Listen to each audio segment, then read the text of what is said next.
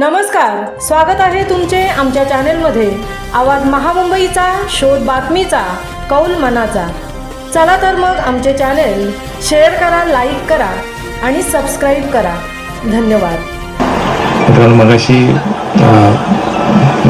झळक म्हणाले त्यांच्या थोडासा विषयाला धरून मी बोलतोय की सरकार कोणाचंही असो, स्थानिकांच्या जमिनी अधिग्रहण करताना भले सिडको असो, नैना असो, MMRDA असो, MIDC असो, ह्या बाबतीत जो स्थानिक जो भरडला जातो त्याचं म्हणावं तसं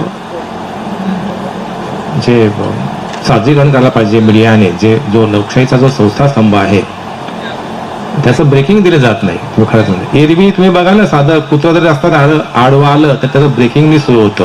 मग हा याला भेटला, तो त्याला भेटला, तुम्ही दिवसभर हेच पाहत असाल. स्थानिकांच्या समस्या, त्यांचे प्रश्न, ह्या गोष्टी मांडल्या जात नाही, ज्याला आपण लोकशाहीचा चौथा स्तंभ म्हणतो. ही जी मेन स्ट्रीम मीडिया माझ्या सरळ म्हणतो की त्याला म्हणत तेवढी प्रसिद्धी देणे. आणि म्हणून मिलिंद खरपाटील सारखे युट्यूबर चॅनलवाले हे जे स्थानिक आपलेले आहेत त्या माध्यमातून आपल्या समस्या मांडण्याचं जे काम करतात त्या माध्यमातून मी त्यांना शुभेच्छा देतो.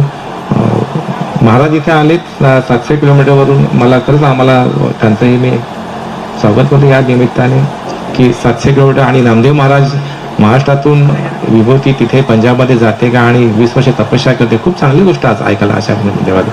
या निमित्ताने मी शुभेच्छा देतो. खरपाटील माझे भाऊजी, त्यांना मी शुभेच्छा देतो की असाच त्यांचं चॅनल उतरतं, वाढत जावं, त्यांची प्रगती व्हावी.